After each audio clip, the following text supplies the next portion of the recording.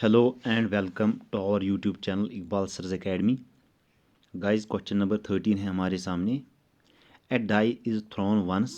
Find the probability of getting a prime number, a number lying between 2 and 6, an odd number. इस question में कहा गया है कि इस डाइस को एक ही बार थ्रोन किया गया है और हमें प्रोबेबिलिटी फाइंड करनी है. इस क्वेश्चन के अंदर 3 पार्ट्स है, वन बाय वन हम सब करेंगे. गाइज, आपको पता है कि एक डाइस के ऊपर 1 से लेकर 6 तक नंबर्स लिखे होते हैं. तो सबसे पहले हम इसका सैम्पल स्पेस बनाएंगे, यानी इसके टोटल पॉसिबल आउटकम्स लिखेंगे. तो सैम्पल स्पेस क्या होगा इसका? सैम्पल स्पेस होगा इसका S equal to 1 2 3 4 5 and 6. Guys, ये इसका सैम्पल स्पेस हमने बना दिया. अब हमें फर्स्ट पार्ट में क्या दिया गया है कि प्राइम नंबर की प्रोबेबिलिटी हमें मालूम करनी. तो फर्स्ट पार्ट में हमें प्राइम नंबर की प्रोबेबिलिटी फाइंड करनी है. इस इवेंट की फेवर में कितने आउटकम्स होंगे तो हम सबसे पहले हमारा इवेंट क्या बनेगा? Event prime number. तो इसकी प्रोबेबिलिटी क्या बनेगी P इक्वल टू, देखिए गाइज, कौन कौन से नंबर प्राइम नंबर्स होते हैं? प्राइम नंबर्स वो नंबर्स होते हैं जो या तो खुद के टेबल पर आते हैं या फिर 1 के टेबल पर आते हैं. और प्राइम नंबर 2 से स्टार्ट होते हैं. 1 प्राइम नंबर नहीं होता है. तो 2 हमारा प्राइम नंबर है, बिल्कुल है. 3 भी हमारा प्राइम नंबर है. 4 प्राइम नंबर नहीं है, क्योंकि 4 2 के टेबल पर भी आता है और 4 2 के टेबल पर भी आता है और 1 के टेबल पर भी आता है. इसी तरह 6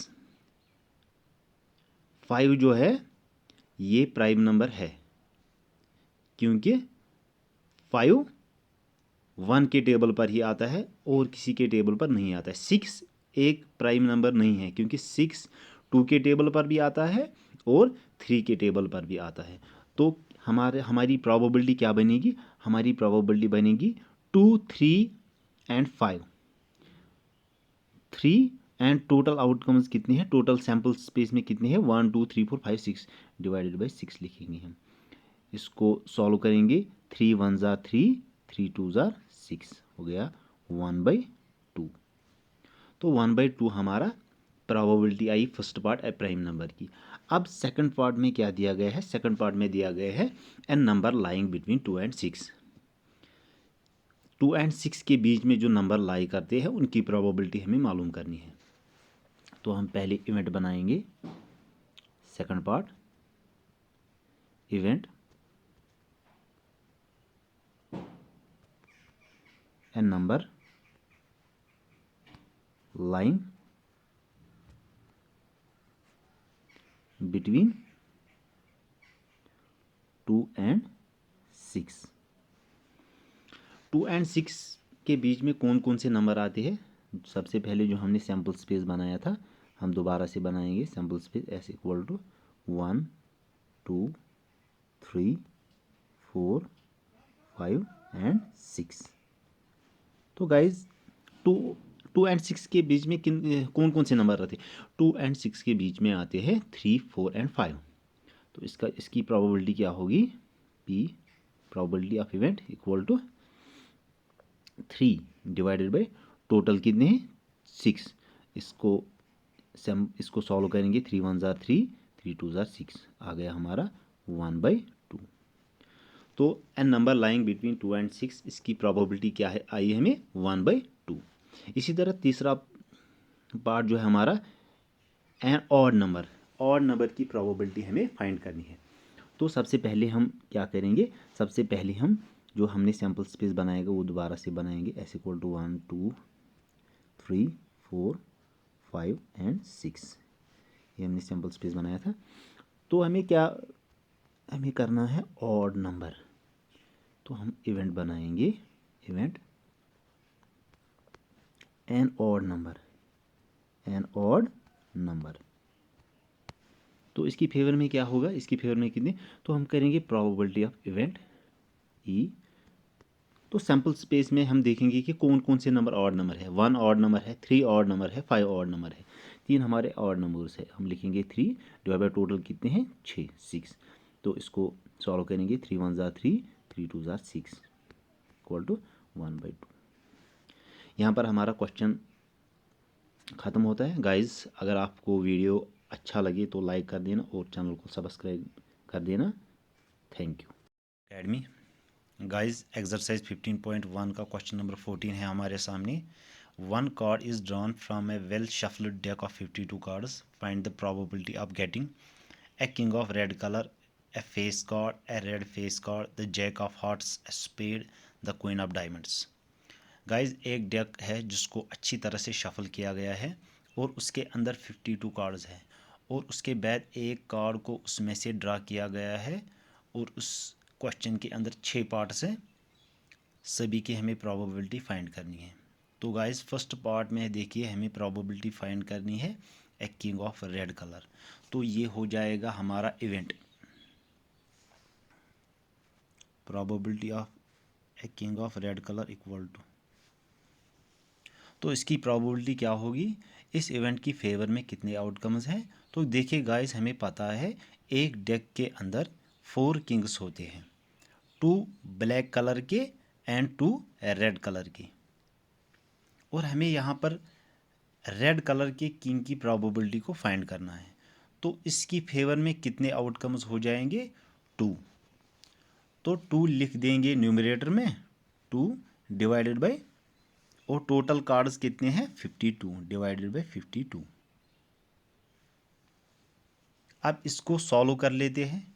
तो प्रोबेबिलिटी क्या होगी, इसको सॉल्व कर लेते हैं। 2 1 ज़ार 2, 2 1 2 2 ज़ार 4, 2 3 ज़ार 6, 2 6 ज़ार 12, सॉरी 2 6 ज़ार 12, 1/26 हो जाएगा इसका probability A king of red colour.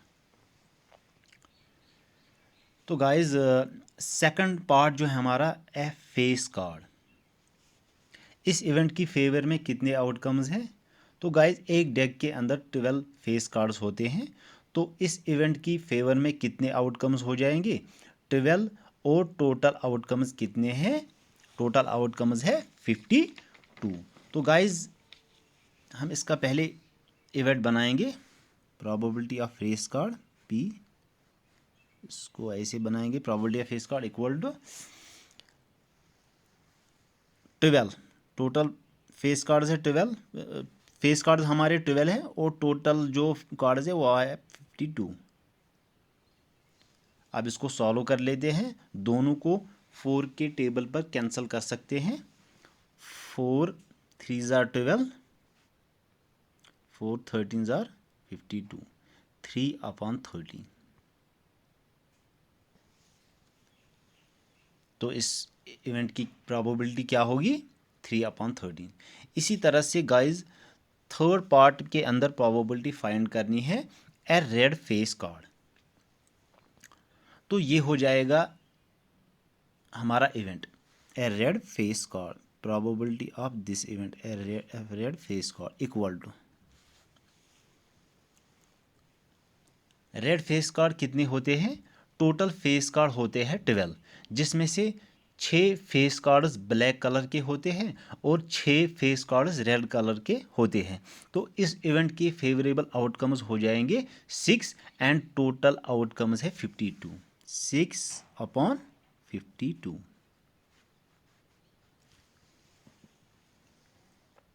अब इन दोनों को 2 के टेबल पर कैंसिल कर सकते हैं। 2 3 ज़ार 6, 2 2 ज़ार 4, 2 6 ज़ार 12 आएगा हमारा 3/26। एफ प्रोबेबिलिटी क्या होगी हमारी 3/26। अब गाइज फोर्थ पार्ट क्या है हमारा द जैक ऑफ हार्ट्स। अब फोर्थ पार्ट है के अंदर देखिए हमें प्रोबेबिलिटी फाइंड करनी है द जैक ऑफ हार्ट्स। तो ये हो जाएगा हमारा event the jack of hearts, probability of this event the jack of hearts equal to, इसकी प्रोबेबिलिटी क्या होगी, इस इवेंट की फेवर में कितने आउटकम्स होंगे। तो गाइज हमें पता है कि एक डेक के अंदर 4 जैक्स होते हैं जिसमें से ओनली 1 जैक हार्ट्स का होता है, ओनली 1 जैक हार्ट्स का होता है। तो इस इवेंट की फेवर में 1 आउटकम्स हो जाएंगे और टोटल आउटकम्स है 52, 1/52। तो यहाँ पर इसकी प्रोबेबिलिटी हो जाएगी 1/52, probability the jack of hearts की। अब फिफ्थ पार्ट है हमारा एस्पेड। अब नेक्स्ट फिफ्थ पार्ट के अंदर देखिए प्रोबेबिलिटी फाइंड करनी है एस्पेड। तो जो कार्ड है वो एक स्पेड का कार्ड होना चाहिए। तो इस इवेंट की फेवरेबल आउटकम्स कितने हो जाएंगे। गाइज हमें पता है कि एक डेक के अंदर